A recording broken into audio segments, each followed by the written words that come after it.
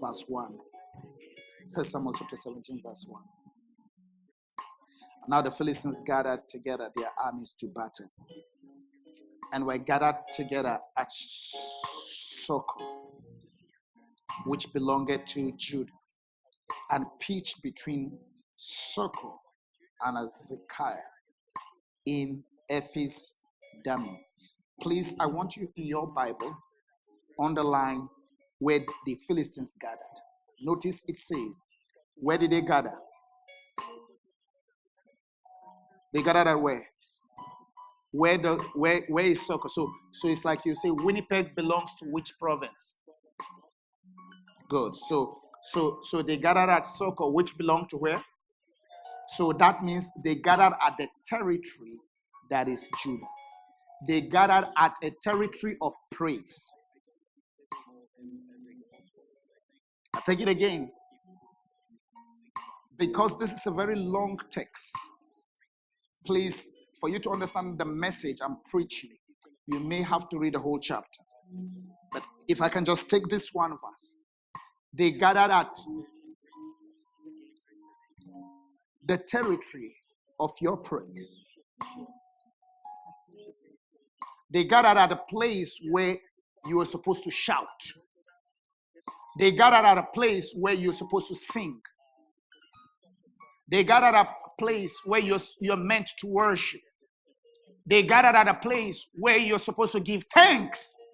I wish they gathered at a place where I'm weak. I wish they gathered at a place where I'm in pain. But that's not where they gathered. They gathered at my praise point. They gathered at my place of excitement. While I'm excited that God has given me the victory, at the moment I am just about to shout for the victory, the enemy shows up.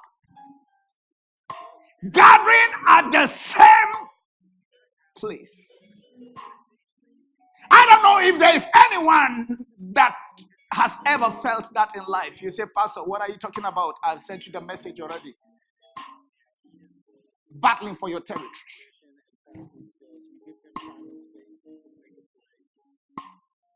It's one thing for the enemy to gather to fight you, but it's another thing for your enemy to take place, to come, and take position at your place of praise. Many of us are in that situation at the crossroad, in such kind of a situation in life. That is, while we're excited, things are taking good shape for us.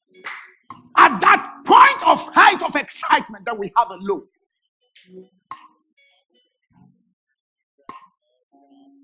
And the reason is, you're wondering, maybe I need to break it down so that you understand me in this form. It's like a woman with a pregnancy, that I have a baby.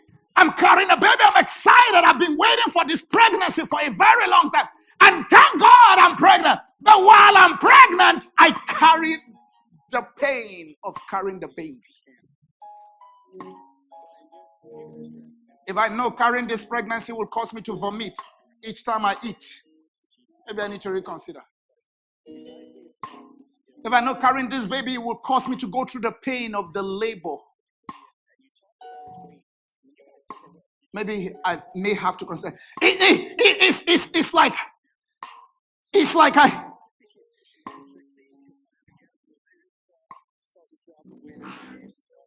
I've given birth to a baby.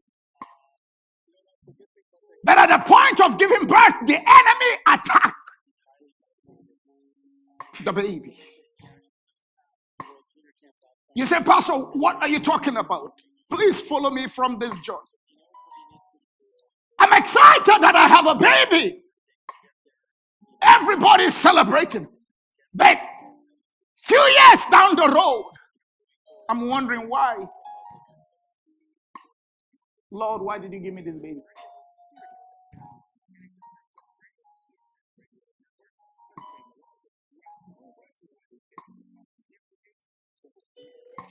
Because when You got the baby. At the point the baby came, the enemy came to that territory. It was your height of praise, but it was the place the enemy targeted the most. The Bible says, while men slept, the enemy came in, battling for your territory. Every one of you, before you were born, have an allocation. The children of Israel had the promised land allocated to them. In fact, it was divided to them. Everybody had a place. They were given portions. So they were saying, the tribe of Benjamin, this is where you'll be. The tribe of Reuben, this is where you'll be. The tribe of Manasseh, this is where you'll be. The tribe of Dan, this is where you'll be. The tribe of the only people that really don't have an allocation, an allotment, are the tribe of Levi, because they stay, they are priests. That's where. But every other tribe, from Dan to Beersheba, was allocated before they were born. For them, before they entered the promised land, it was all allocated. The challenge is, while the land was allocated, the enemy knew it was allocated. But the enemy did not go to fight them at any other place.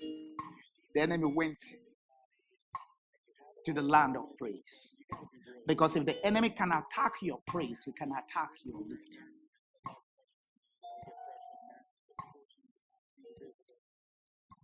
The enemy went to your marriage. When you're excited, nobody ever gets married with the aim that when I get married, I just want to suffer for the rest of my life. No, come and talk to me. Nobody. But at the moment you're excited that you're getting married, the enemy came to plant at that excitement. At the moment you're excited, you've given birth. I know parents that regretted getting some children. The problem is not with the children. The problem is the enemy came. Why didn't he go to the place of the cursed one, Reuben? Why wouldn't he fight them from Reuben? Reuben is already cursed. Why would he choose to fight them from Judah? From a land of Judah. Another point. He was not just fighting them, he dominated Judah. Jerusalem was in the hands of the Jebusites. Even when they had the land, they still couldn't capture the headquarters. They still couldn't capture the main thing. Interpretation. Every other thing seems to be okay for you, but there is this one thing. Just talk to me, somebody. There is this one. If you can just get this one, for you, it's not the money. For you, it's not the job. For you, it's not the marriage. For you, it's not the child. For you, it's not this. But there is one thing. And the enemy did not go to any other thing else. He came to the one that matters to you the most. And that is why the enemy came and built his house.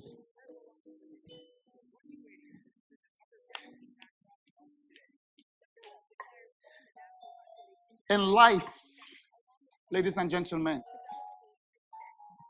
it's a battle. Life is not a play out there. Every minute, every second, every day of your life is a battle. The unfortunate thing is when you do not know that you are at war. That's the saddest part of life. when I don't know that what I'm fighting is war. The enemy did not just come to sit at my place. Pastor Drew, it will be okay if the enemy came to sit at that place. You understand me? So at that most important, most precious thing that I desire, please, just so you understand what I'm talking about, Mrs. Seth, listen. He looked at what matters most to you. Then every other thing is okay. Your home is going well, your children are okay, and this is okay, money is coming. But there is this one thing, and every one of you watching me right now through live stream or sitting here or watching the rebroadcast have this one thing that the devil is after.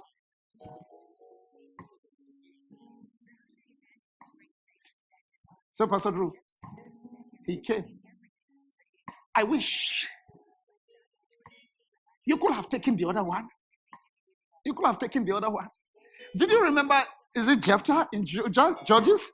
That he decided to, he swore, he had this discussion with God, and he said, I take an oath that as I go to this war, anything that comes out to meet me first, I will sacrifice it to you. You know why? Because he's used to his dog coming out every time. And, where I come from, those dogs have some certain names. So he's used to those names coming out. The dog coming out to welcome him. And what's the name of any dog? Give me a name of any dog. I remember the dog my dad got me when I was a teenager. The name of the dog, maybe my dad won't even remember, but do you remember Lassie? Yeah. You remember Lassie? Lassie died. When Lassie died, I cried. I'm not joking.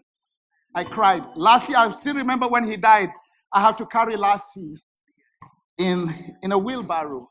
And we went and we dug a ground and we buried Lassie. Yeah, I always remember Lassie.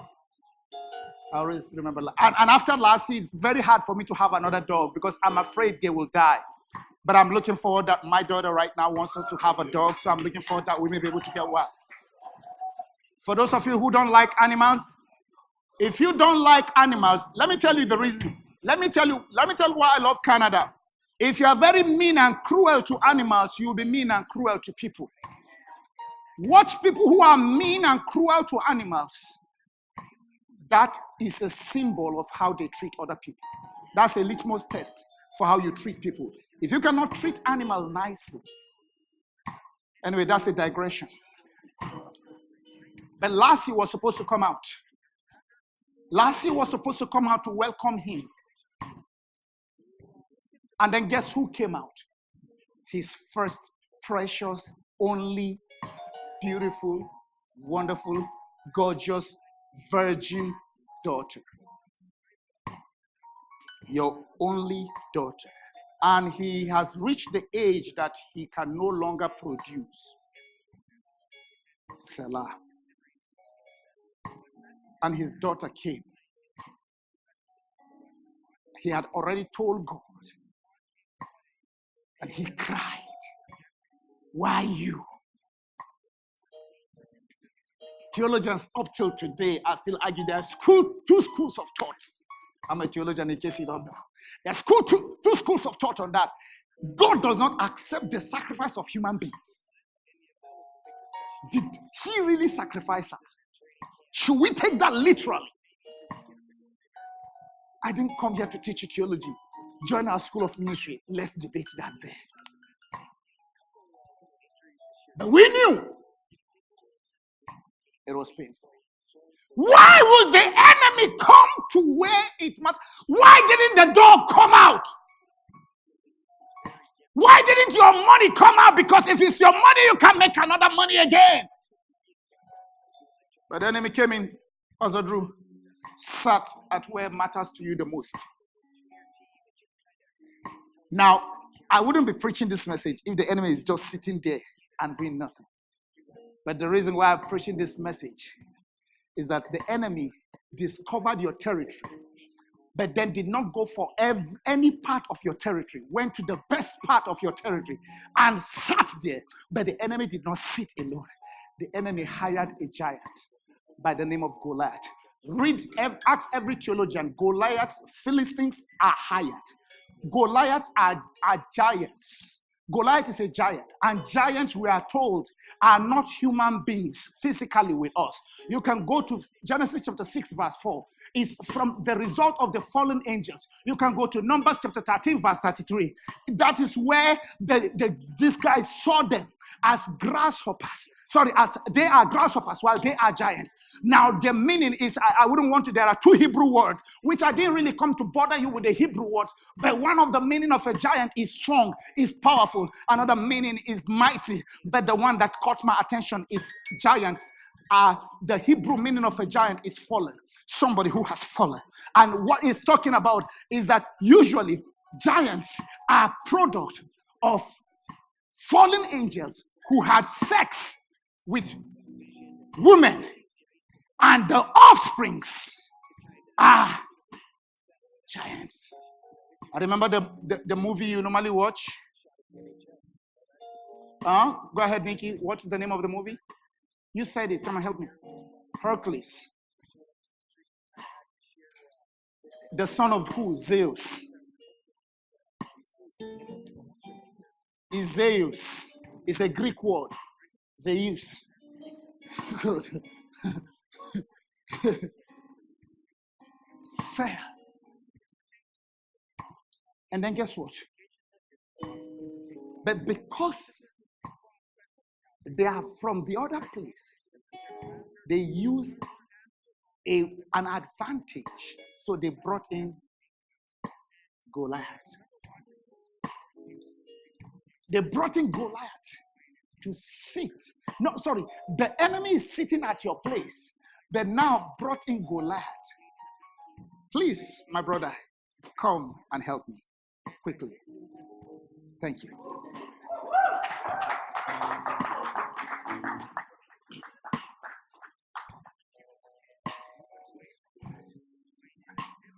This is where matters to me the most. This is my inheritance. This is my allocation. Don't forget the text we started with.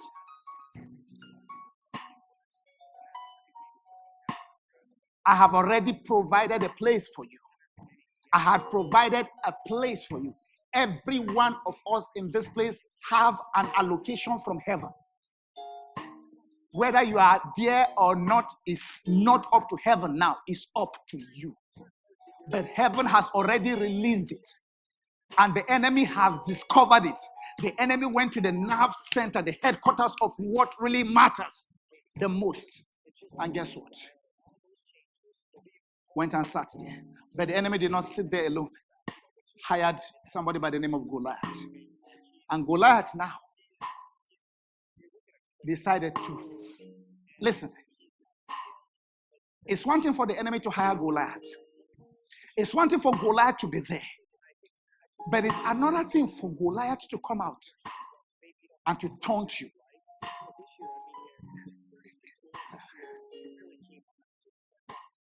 What I'm trying to tell you is that some of you who are young will not understand what I'm saying. Some of you who everything is okay for you. Some of you who your dads, your uncles provide everything you need. That's fine for you guys. What is it talking about? If I continue to chew your gum right now, even as I'm talking, just enjoy it.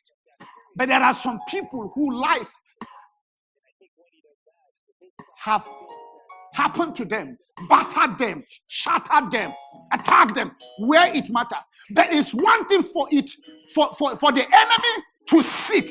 Listen, the children of Israel know that Judah is their portion. You want me to prove it to you? Caleb said, "Give me this mountain." Joshua chapter 14. And they gave him the mountain. And he fought the place. But they could not take Jebusite, which is Jerusalem, which is the capital. Which is the main thing. Because it was a stronghold. The enemy was there. at that stronghold. Every area is okay. Hell does not break loose until the area of your main matter goes to be affected. I don't want to mess with your makeup this morning. I don't want to mess up with your Christianity this morning. But hell does not challenge. You don't feel anything until that area is challenged. Anybody is a nice person until you pinch them at where it matters. And the enemy knows where it matters. He knows the button he can press. It's like as Amede was saying this morning, cryptocurrency. He knows the crypto and the currency to put in. And then to affect you. But the worst part, you know he's seated there. And guess what? You have been contented with all the other places except Judah. You've been contented. You've been contented. I've been contented. You know you are not full. You listen, look at your life. Look at where you are right now. Look at what you are supposed to be. But you know you are not there. And yet you are satisfied. You know that you need to make some changes. But you are afraid of making those changes. You say, you know what? I'm just going to continue my life this way. Life just gave me this, and I'm going to have it this way. God said, move forward. And you say, there is a Red Sea. I'm not going to move forward. And you say, I just love it this way. And you became lazy. You became contented. You became complacent, allowing the enemy sit at where it matters to you. Allowing the enemy to sit at where it matters to me. And then guess what? I wish the enemy stopped there. But because heaven wants to get you to your place. You didn't hear me. I said heaven wants to get you to your place. If you are not tired of where you are, heaven is tired of where you are. No, you didn't hear me. If you are not tired of where you are, heaven is tired of where you are. No. I'm going to say it again to the camera so that you will see me. I say if you are not tired of where you are, heaven is tired of where you are. Heaven knows the potential they have placed over you. And guess what? You are still lying with your potential. What is the meaning of potential? It means unused resources. You carry it. That book is supposed to come out. You've been talking about it. That business you're supposed to start. You've been talking about it. That job you're supposed to apply. You've been talking about it. That school you're supposed to go to, you've been talking about it. That class you're supposed to take, you've been talking about it. In fact, you're supposed to finish that school, you've been talking about it. The enemy said, just continue to, just enjoy. Come on, just enjoy. You have time. And you believe you have time. But let me tell you what you really don't have. You don't have time. Every second you delay, every minute you delay, every hour you delay, every day you delay, every week you delay, every month you delay, every year you delay, you are late. Every day. The enemy sits there. But now heaven decides to allow the enemy. You know, many times the Lord will use even evil things. That's why I asked you to read that purpose. For I know the thoughts that I have towards you. It's a thought of good and not of evil. Why did he use the word not of evil? Because he knows there are some evil that will come. But in those evil, wrapped in those evil, it is because I need to get to my promise. The enemy brought Goliath. It's one thing for the enemy to sit at your place. It's another thing for Goliath to attack you. How is Goliath attacking you? Goliath will come out every day. Every day. The Bible said for 40 days. For how many days? Each day Goliath comes. He comes in the morning and he comes in the evening. And he taunts you. He attacks you. He criticizes you. He judges you. He condemns you. He shouts at you. He yells at you. And what does he say? attacking you and telling you, choose one person. I defy you. I do this. Dare me. I double dare you. I curse your God. Where is your God? You have been going to that church. You go to the church in the morning for 6 to 7. You come for in the evening, 7 to 8. You go on Sunday. You call on this day. Where is your God? Why hasn't your God given you a baby yet? Why hasn't your God given you a husband yet? Why hasn't your God given you a wife yet? Why hasn't your God given you a job yet? Why hasn't your God given you a marriage yet? Why hasn't your God? Why hasn't? Have anyone come to a time that the enemy is playing? Why hasn't? Not through people, but through your voices. Why hasn't? Why hasn't your God healed? It's one thing for you to know the enemy is sitting there, but it's another thing for the enemy to come and remind you. And that's exactly what was happening. Every day, the enemy shows up. The enemy shows up. For 40 days, night and day. I want to ask you a question. Where in your life has the enemy been showing up for the last 40 days? Where in your life has the enemy been showing up for the last 40 years? That is your territory.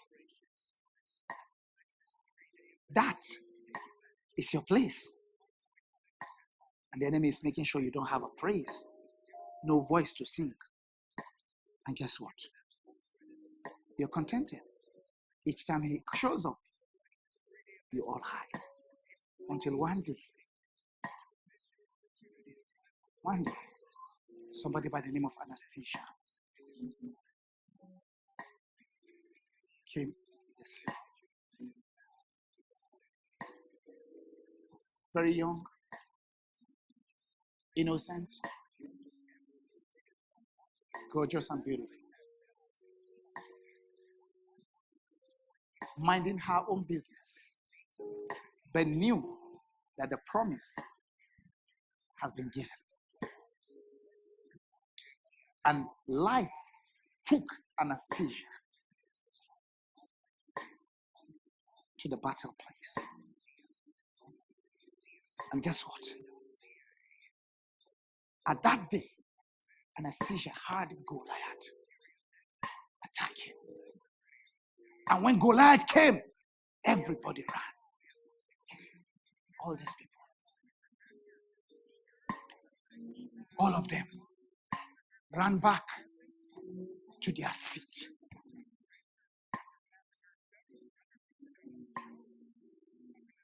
Anastasia had Goliath attacking. Anastasia said, I remembered I was anointed. And then Anastasia said, he's attacking not me, but my God, who gave me the land.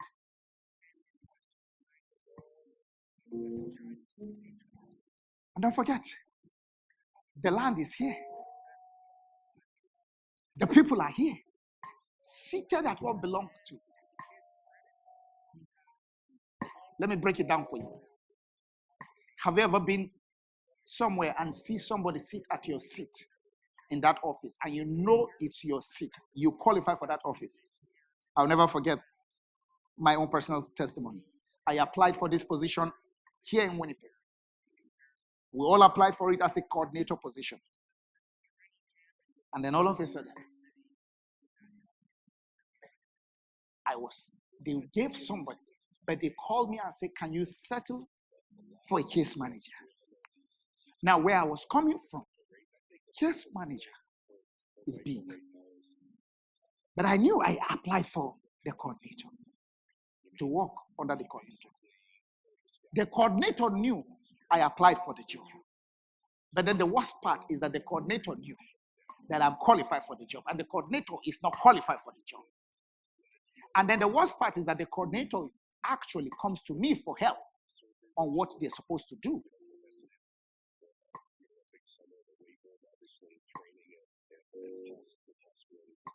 And you say, in the main place, I was the one that was supposed to be there.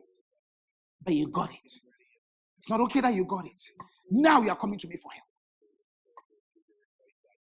But you were seated at where I'm supposed to be sitting. Are you in that same situation? Now look at it. Anastasia was supposed to face that giant.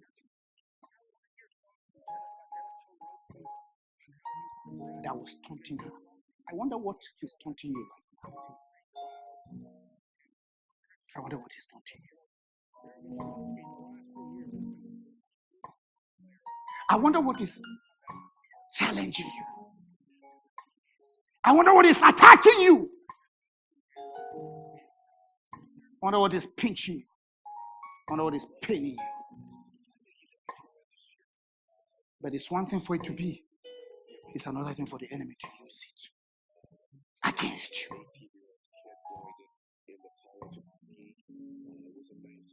Guess what?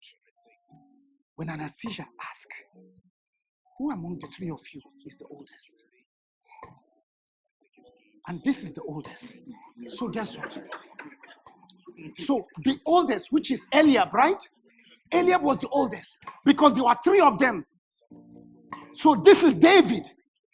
When David heard what will happen if you take down this giant, David went to ask, what is it saying? What is it that he said? What is it that he said? When Eliab heard, Eliab said, where did you leave those little sheep with? It's not little.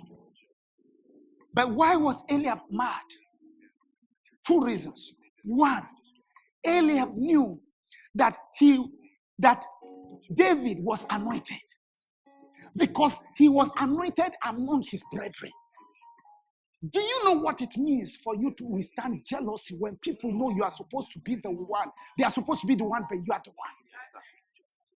Eliab was supposed to be the first one. He was built up. He was tall. He was handsome. He was fitted for the palace.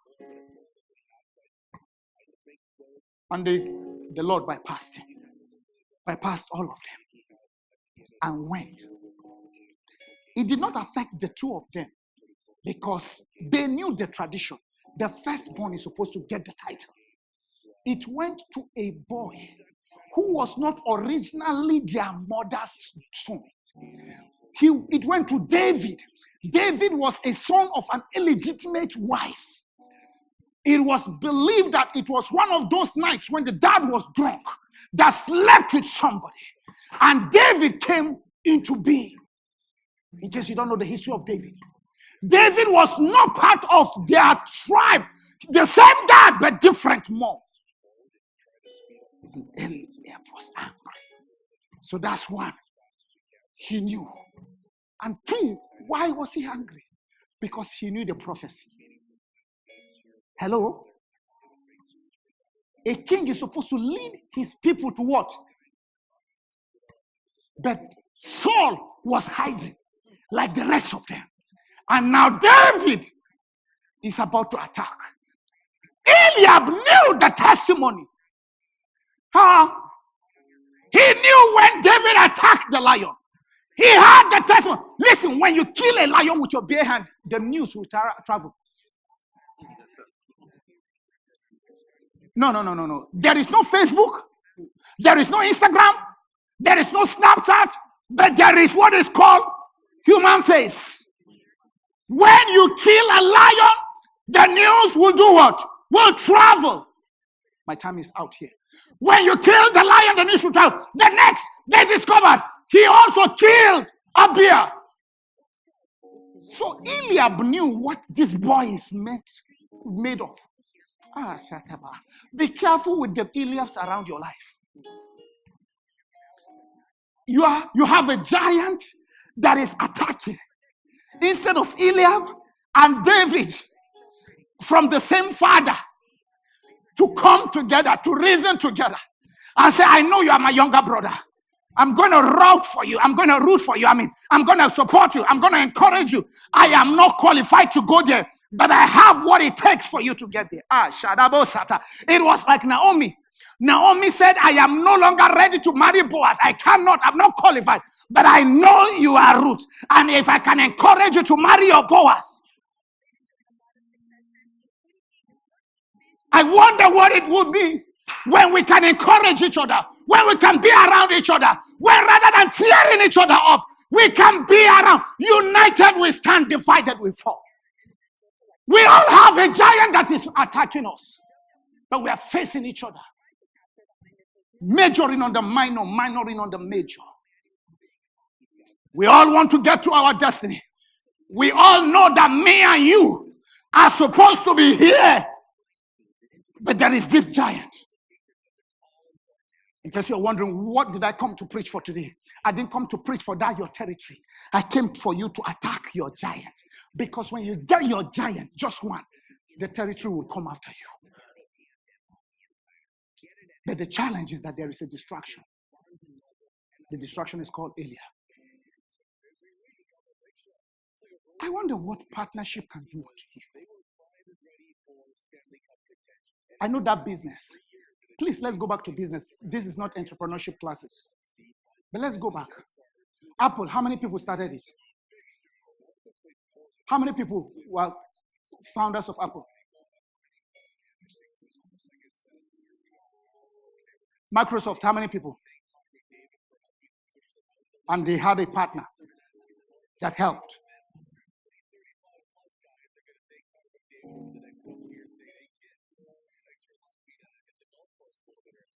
Every major industry that is taking over today, no one man conquers it. They all get into partnership. Sir, that means that for my business to get to the next level, for my life to go to the next level, you know what I need to do? Partner. But then there are different levels of partnership. For us, there are some of us, that partnership is marriage. If you can marry your wife or you can marry your husband, you can go far in life. Because one of you will do what?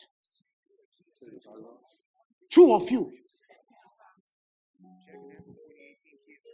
But the issue is that you are chasing 1,000, she's chasing 1,000. But when you come with your brother, Eliab and David, guess what they produce? 10,000. But jealousy will not allow Eliab to stand up for David. I wonder if people are too jealous of you. Maybe let me switch it. I wonder if you are too jealous of people. I wonder. Let me go back to ladies. Ladies, we will have been able to perform so much if we're not too talkative against each other. One of the most powerful force, legal force that we have, we attack each other. Ladies, we are gifted with what? The ability to do what? To talk. Do you know Hebrews chapter 11 verse 3? Quote it for me. Listen. Hebrews 11 verse 3. What did he say? We understand that the world was framed by what? What does it mean to frame? I preach a message on faith about it, sculpted by faith. It means that you set it up. But listen, instead of me to build together, guess what we do? We tear. Why do you think some people don't show up in church? Because the last time they showed up, you use your mouth to run them down. Ladies, we're supposed to use, please don't attack me because I'm using the word ladies. I know, I've been a pastor for 25 years, so please, before you send anything to me, just allow me. Ladies, we use our mouth to tear each other down, rather build each other up. We are one of the strongest team in the church. When you talk of prayer, we are there. Givers, we are there. Fasting, we are there. Supporting pastors, we are there. Encouragement, we are there. But when you talk about tearing,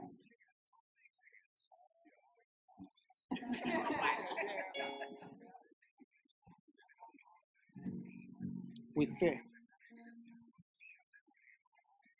Can you imagine what will look like when a lady who can talk and another lady who can talk come together? Guess what happens? Instead of them tearing themselves down, do you know if they start now coming to talk for one purpose against that giant? You need to understand this. You can talk. You can talk. Bring the two of you together and face that giant.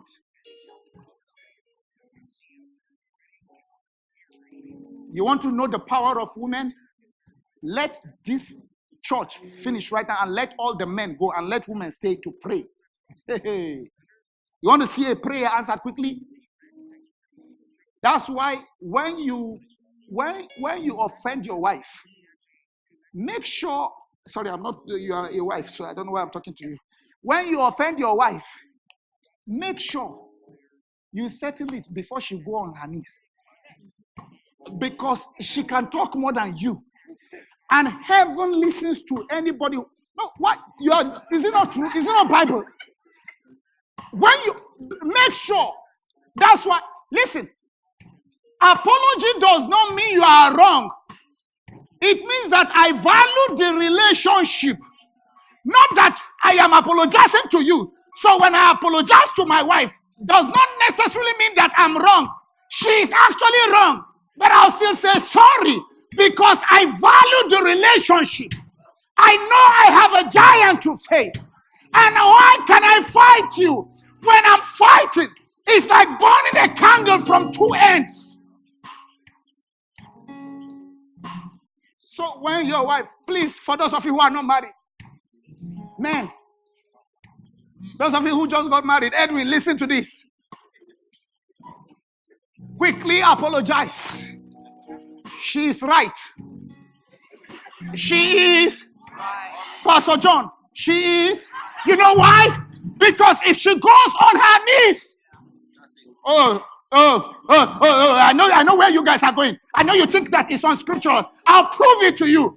Abraham, his wife led him to sin. And his wife complained before God about it. And God said, listen to your wife. You think I don't know what I'm talking about? These women are powerful. You led me to sin. Pastor David, she led him to sin. And now she has the effrontery to talk against him. And now God said, listen to your wife. So, Daniel, I know you're not yet married. But let me teach you the secret of marriage. Listen. You are listening. Even if you are right, just say, honey, I'm wrong. You are right. You know why? You don't want her on her knees. The reason why she is always right is because the Bible called them the weaker vessel. And God comes through for the weakest. God is a God of the weakest. When you are strong, God is not there for you. But when you are weak, he says, for my strength is made perfect in your weakness. For though you are weak, I am strong. When you are weak, God shows up for you. So guess what?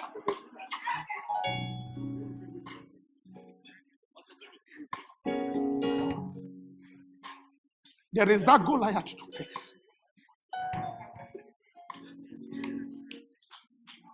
And then the next thing is, because I'm out of time, is that you have to face that Goliath. But then Saul, Eliab fought you rather than coming with you. Eliab knew God is with you. Do you know that song that those women sang? Eliab's name will have been part of it. Yes. It will be David and Eliab killed 10,000. But Eliab, I wonder whether you are running away from your destiny. If you're a young man right now, just be so excited if that lady says no, that she doesn't want to marry you. Because she just missed an opportunity to marry a billionaire. Oh, now I'm hearing men talk. Unfortunately, I don't have much time to talk about that. But let me go. Saul wanted to give David his armor. And guess what? When Saul wanted to give David, David tried. And David said, no, I can't go in this borrowed armor. It's too heavy. When you take something that is not yours, it becomes heavy. Be careful what people dump at you. And she removed it and said to Saul, let me go with God by my side. She did not just pick the stone now. She had already had those stones in her bag. And that is what I want to preach. So what is the essence of this message? Battling for your territory. Is that many of you are battling for your territory using the wrong weapon at the right weapon at the wrong time. You are using a sword when you're supposed to use a stone. You're using a sword when you're supposed to use a stone. The stone is what she needed, not the sword. The place of the sword will come later. But everybody in the army had a sword. Only David had a stone. She carried her stone. She flinged the stone. There are two schools of thought.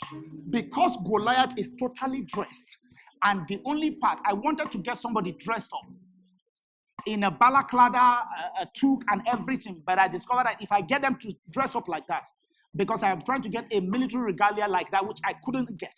But if I get them to dress as if there is minus 50 out there, what I'm actually prophesying is that it will be minus 50 when I go out, because I don't like this winter, so I just love it, so I didn't get it. But picture when somebody dresses like a winter with all the toque and all the hat and covered every place and only the eyes. That is how, and you see the mouth and you see the eye and you see the nostril. So there is no any other space. When she flinged the stone, just one. Two schools of thought.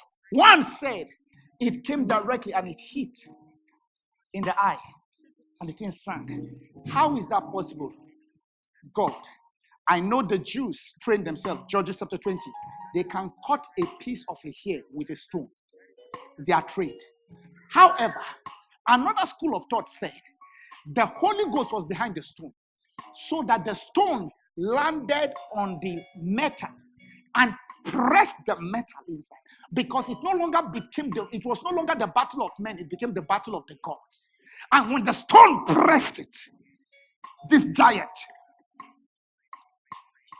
fell. You understand me? When this giant fell, guess what she did? She ran, took the sword, his sword, cut his head. Immediately they saw that you cut off the head of Goliath. Instead of them serving you,